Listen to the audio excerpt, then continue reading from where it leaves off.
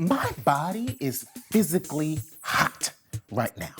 Okay? Do you know how long I've had to lie about what I've been doing? I've had to full-on lie about this whole project. I am not doing an album. Y'all have lost y'all's mind. What? No, liar. If you're watching this right now, you're probably aware that I have just released an album called An Invitation to the Cookout, featuring hella artists that you guys know and love from being guests on my show. The entire time that I was MIA from this YouTube channel was because I was working on this album. I was in the studio producing and creating this experience. So no, I was not on vacation, huh? I wasn't getting my back cracked by some man. Unfortunately, I was working. I cannot tell you guys how excited I am for you to hear and hopefully enjoy this new music, but also to share with you how we pulled it off. Over the next 13 episodes, I'm gonna bring you guys into the craziness that was my world during the making of An Invitation to the Cookout. We're gonna talk music creation, the surprises that I set up for all the contestants of the Race to the Blue competition, my skincare crisis that I was going through for the last 4 months, all of that. Cause I went through it, Roxana. Through the fire. Through the All that and more in the making of An Invitation to the Cookout. Let's go!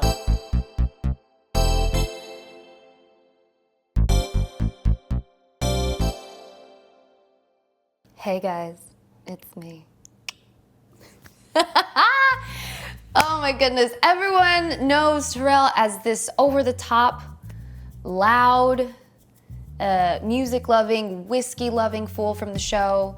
But I think that this project and this documentary is going to show everyone all of the many layers that encompass him. Honestly, T works like a maniac. Trust me, I would know.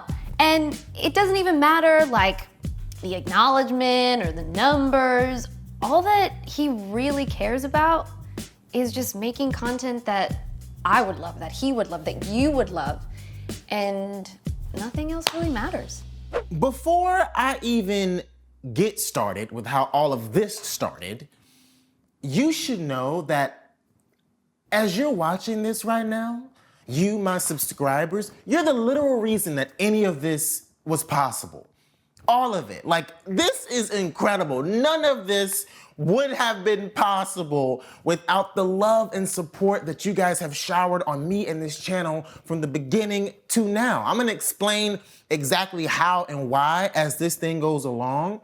But baby, let me tell you, this whole project and album thing, this was an endeavor. Okay? You know you're working hard when you got to pull out the word endeavor. This was something, and it would not have been possible without you. So I just want to just put that out there and make sure you know that as we go through this whole process. So I want to take you back to the summer of 2019. That's when this whole idea started, okay? I had this idea called the Race to the Blue competition. And if you missed it, if you didn't catch it, it was an online singing competition, okay? And the winner of the competition, the prize that I announced out of my face, was your very own episode of Song Association. We're gonna fly you in, pay all the expenses, and put you on the blue wall. We're getting ready to start the competition. We're getting ready to announce it and do all the stuff. And I was just laying up in my bed one night, and the Lord decides to speak to me. He says, I see what you're doing. This is great and all, but nigga, you can do more. I said, excuse me, Jesus, I am paying for these flights and housing and lodging and transportation and the whole studio for the setup of the episode. what else you want from me? Cut to, we're shooting season 2 of the show Song Association at the same time as we're doing this competition. And I'm hearing all these artists come and sit next to me and tell me just how hard and most importantly, how expensive it is to make and produce and distribute music. And I'm not just talking about just albums, I'm talking about singles. It's a lot of work. I keep hearing it and I keep hearing it. It's getting stored into my subconscious. And one day, as I was thinking about what God was meaning about doing more, it hit me. It hit me late in the midnight hour. I discovered what more meant. So I called a family meeting, okay? I said, Roxy, I want to make an album. Come on, say, what? I said, yes, I want to make an album. She was very excited, but she just knows that it's a lot of work. I basically said that the Race to the Blue competition winner, whoever that was going to end up being, is probably going to be somebody who really wants to do music, but can't afford it, or just don't have any resources. I didn't know who, where, when, how. Definitely did not know how. I did not know how this was going to get done. But I did know what. I knew that once this winner of this competition, once they get to LA, not only are we gonna do that episode, we're gonna do that, but we also gonna get their ass in the studio. I'm gonna find a way to do that. So starting in June, right before this competition began, I started saving. I saved everything. Aside from the bills, I saved every dollar we get from AdSense on this channel for this album. If you bought a t-shirt from my merch store, that went to this album. If you donated on a live stream, that went to this album. If you sent money to my Cash App, that went to this album. If you sent a carrier pigeon to my house with $1.19 dangling from his foot, that went to this album. I saved it all. I'm still in debt like a mother. But listen, by God, there's an album, isn't it? Praise the Lord. Hallelujah. My mentality about all of this was basically, yeah, whoever wins this competition, they're going to be more than thrilled just to be on the show, just to be on the blue wall. That's all they thought they were going to get anyway. However, I just wanted them to really believe that they can do it, this music thing that they say is their dream. I wanted them to feel it, because sometimes people just need a little push and a reminder that anything is possible. And I wanted, as well as my team, we all wanted someone to feel empowered, to feel like they could really do this. You know what I mean? If they just had like a little nudge. So I started saving up for this album. An EP, actually, I should say. That's how this all started. The idea was an EP for whoever won the competition. Have them come out to LA, get in the studio and do an EP. Short and sweet. But here come God again, talking. I do blame him. He always talking to me. Nigga, do more. Again. I said, I know you lying in heaven. What else do you want me to do now? I hold a little webathon just to see how much we could raise to further extend the hand that was going to bring Kim out. Let's see what else we can do. And by the grace of God, y'all, my subscribers, raised over $7,000 in a matter of a couple hours. That was the most emotional day of my 2019. No other day in that year compared to the moment when I realized that you guys don't just tune into this channel and watch the videos and just go away. Y'all are in this thing. Y'all are here to support my life, my career, my dreams, my ambitions, all of it. $7,000 in like 2 hours. That was the day that the EP idea became an album. I said, oh no, we gotta do it all the way now. because the support here is crazy. I was heavily inspired by DJ Khaled. We all know and love him. He's been creating collaborative albums for years, bringing people together and creating music. So off that idea, I said, okay, I'm not just gonna do an EP for the winner of the competition. I'm gonna do a whole album, okay? I'm gonna bring a ton of folk who've been guests on the show, mixed with the winner of the competition, maybe some of the people who were in the competition, a few of them, put them together and make my own collaborative album. I'm gonna bring us together as you would see in a cookout, and we're gonna get in the studio and make some beautiful music. Now, an album led by me, who is not a musician or a part of the professional music industry, or someone who's ever completed a real album before, producing an album in 3 months? Bitch! Challenge! I mean, you guys know, I've been in the studio before, but for very, very mild things. I mean, like, I got a couple of covers out online, but I didn't write those melodies. I didn't produce those tracks. I just came in and offered my interpretation of someone else's work.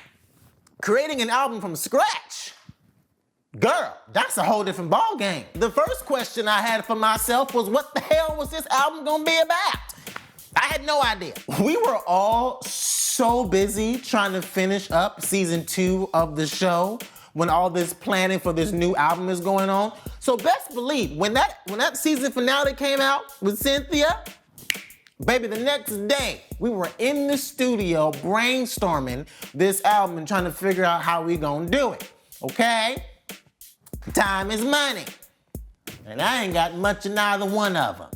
Terrell and I met in college, and when we met, he was his overachieving, book-smart, nerdy self. He's always been really fun, outgoing, loud, really loud. But most of all, just really hardworking and obsessed with R&B and gospel music. R&B music in the 80s and 90s was just different, okay? It just was. We do live in a world now where everything is a vibe or a bop or whatever, and that's cool. I respect it. I love it, actually. But for this, when I think about cookout music, I don't think about modern music too much, you know? I think nostalgically. I think SWV, Michael Jackson, Shaka, Aretha, you know, stuff like that. And it's not to say that at a cookout, I won't play something modern, but this is just me and my opinion, okay? Don't come for me in these streets. And if you do, go ahead. It's my damn show. I do what I want to do, say what I want to say. That's just me. That's just what I like to hear while I'm having a hot dog. You want to groove. I want to be groovy in these streets. That's all. And not to say modern music don't got a groove, but I just want to groove with Earth, Wind, and Fire. With that spirit in mind, I wanted to create something that had that air to it, you know? I wanted to interpret that in my own way. Mixed with that, my show is also super unpredictable and just kind of flowy, so I wanted that element to also come through and create like a bit of a story, because even no episode is the same, but one thing you can count on is that there's gonna be a lot of singing and a lot of stories, talking and laughing, right? So I wanted to take that idea and put it in an album format. There's a beginning, there's a middle, there's an end. Josh is one of my closest friends and a music guru, okay? He was the first person that I called when I decided to try to do this, right? I needed him to be down in order for this to happen. If he was not down to do this with me, it was not going to get made. So T and I started working on this album right after he finished shooting season 2, because we literally had to. He calls me up and he's like, Josh, I want to put this album out January 31st. And I'm just like, bro, that's only 4 months away. How are we gonna record, write, and produce a whole album for 25 people? He's like, I don't know, but let's do it. So obviously we didn't waste any time. We jumped straight into the studio. We started messing around with chords and different sounds and just trying to spark inspiration. We didn't really have a direction quite yet, but we were just having fun.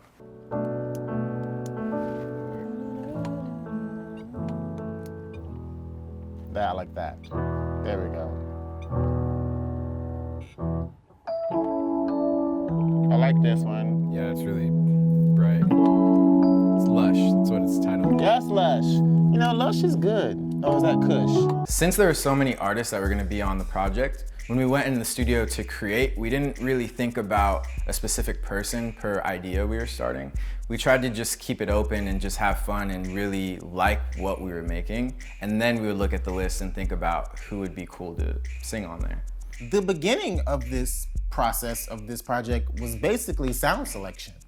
We went through a crap ton of sounds and instruments and tried to see what sounds good together, what doesn't. Some days we worked on something for 8 hours and it sounded like shit. And some days we worked on something and made 3 songs in one day. You never could tell.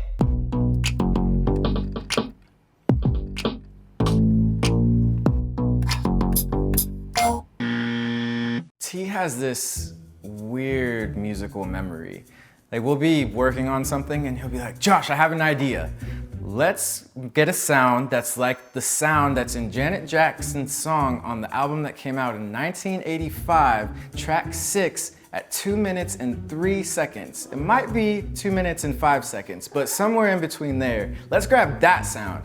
And so we'll go look it up. Obviously, I have no clue what sound he's talking about. And it's the perfect sound every time. It's ridiculous, and I don't know how he does it. I feel like a fraud. I've been working in music, and I can't do that at all. So once we found something that worked, T would jump on the mic and he would lay down a vocal demo, melody and lyrics, so that way when the artist would come in, they could hear our idea and be inspired by that and create their own interpretation of it.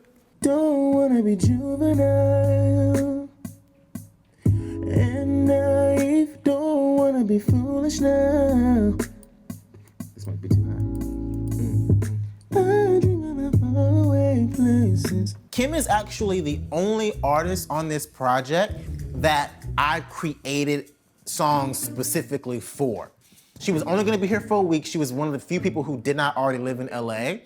And we was not gonna have a lot of time for her to get here and start from scratch. So we had to work before she got here. So by the time she did get here, she would be ready to go. Because mind you, she's not coming to LA thinking I'm gonna be in the studio. So she's not in that headspace. She thinks she can do an episode and go back to where she came from, Atlantis. That's all she thought she was going to do. So we had to have a lot ready before she even got here. So it all started off really great, but I remember there was one day that was super rough. We got in the studio and we worked on 3 or 4 ideas and it just wasn't working. And Terrell you'll be working on something and then T will just be like, yeah, I don't like it, let's move on. So I think what we need to do is keep that vibe in our heads, but we need to go from scratch. That time and energy is just, you move it on, take it on to the next track. So I'm just trying to look for inspiration and I'm going through folders. In one of those folders, I played this random clap. I hear Josh going through some claps on his little clap system and on the clapper, and one of them sound like my grandmother. It's like a church clap. Little church clap. I said, Josh, hold up. What is that? That sounds like a Beulah Baptist church choir clap. I want that one. Yes. Yeah, church. And then I want you to find a sound that sounds like my foot.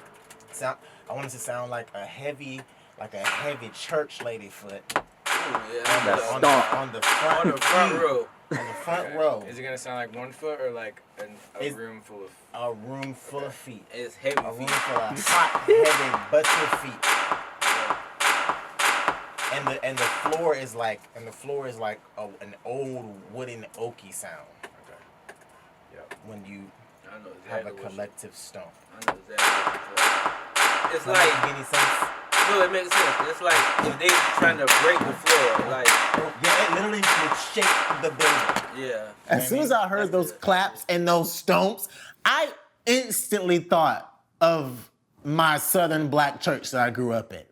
And even if you're not from a Southern black church, that's where your mind goes as soon as you hear it. And that was the goal. Like, I didn't even necessarily want to have gospel lyrics because I had other songs and other ideas for those, but I definitely wanted to create the vibe and the scenery of a church, especially with a voice like Kim's, you know? It's like perfect. Recalling the early 2000s and my childhood memories of my church, we built that track up just from that. I already got my idea for the bass over here. Uh-oh. Yeah. Church it? Yeah, I hope you love the Lord. Oh, yeah, I love the Lord. He got me out here. He heard my cry. Hallelujah. Yeah, Yeah. because I need you to reach into your anointed bag because I felt something. This is not going to be a gospel song, okay? I'm channeling a little bit of Ray Charles here because, you know, Ray Charles was the man who basically took everything from the church and then made it, you know, hit the road, Jack. Don't you come back no more, no more. No, that's church.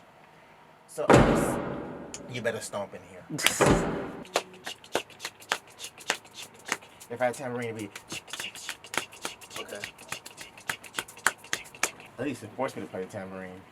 Look what happened. Just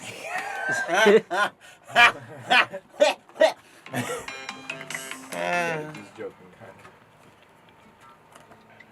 Hola, ¿cómo está? Oh, Lord. What do you do? My. Look at him. Let's see. Where we're at right now in life. How did you get, does that tape?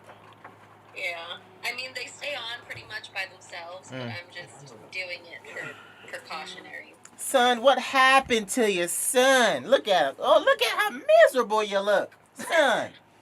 I know. You hurt yourself. Now you can't even get to it. I told you about being a little badass. If you listen to the words that are coming out of my mouth, son, you wouldn't be in this situation. Taking y'all to church today. Welcome to the Church of the Blue Wall Ministries. Not that one. And Yes, it's amen. come one, come all. God is worthy. He's on the throne. I play around and joke and laugh about Jesus and God a lot, but that's just because I know him, okay? I know Jesus is my full homie, really. We go way back.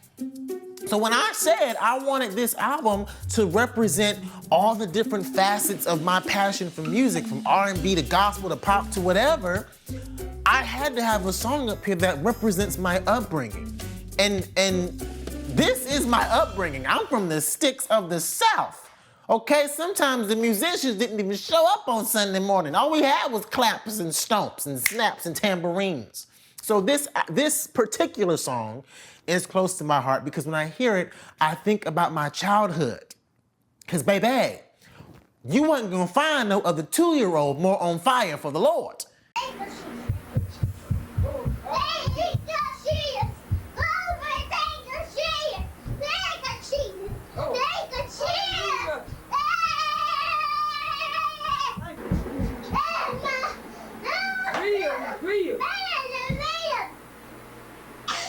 As hilarious that is to look back on, I appreciate it. I appreciate having a praying grandmother. I've always been told that I have an old soul, right? I think I've had one for as long as I can remember. But it's good for me. It works for me. My grandmother, she taught me, she said, whenever somebody gives you good news or somebody says or gives you a compliment or something, you say, thank you, Jesus. I took that extremely serious. Smile, Terrell. Yeah, I want to look at the book. That's a pretty smile. Oh, Tony got a pretty I want to look at the smile. book too. Yes. Hallelujah. Yeah, I want to look in the book. Thank you. Oh, Lord. Whoa. Thank you. A mess, okay? Listen, but it's fine.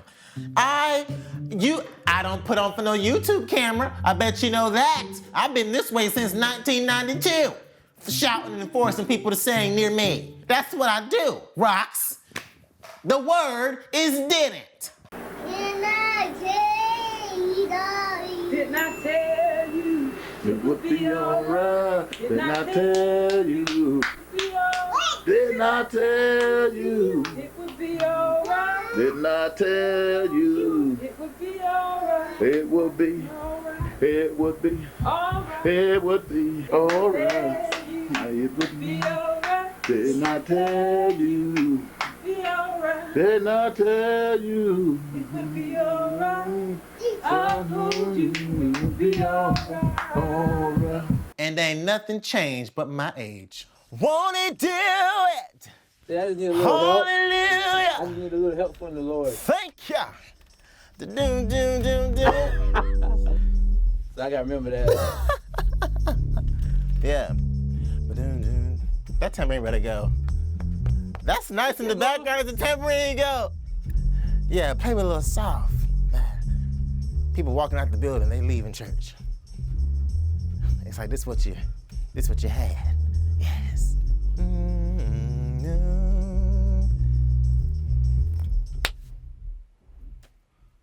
I kind of like it. Kim, I'm gonna need you to do this song, baby. Now I can't. Kimberly! Like I said before, I'm not a musician, okay? Throughout this whole process, I had no clue what I was doing. I faked it until I made it.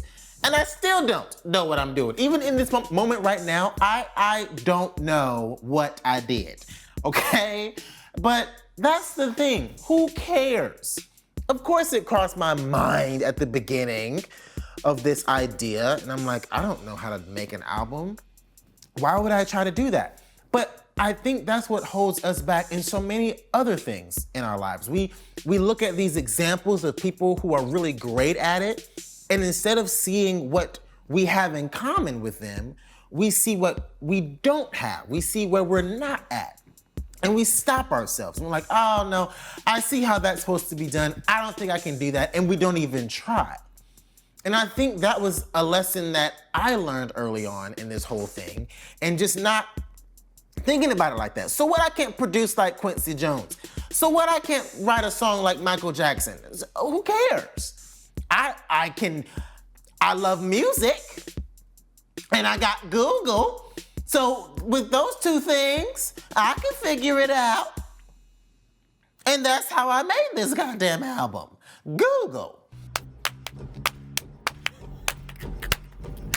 Hey! You better clap, you better clap, you better clap, clap, clap in here.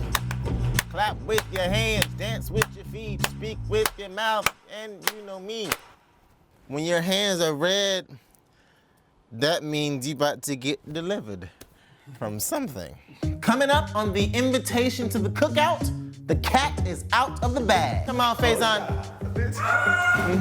You want all of it. We're all winners. You're all wieners. We gonna step on the devil's head on this one.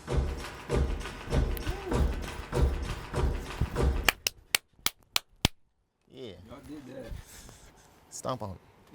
Cause he's a liar in this place.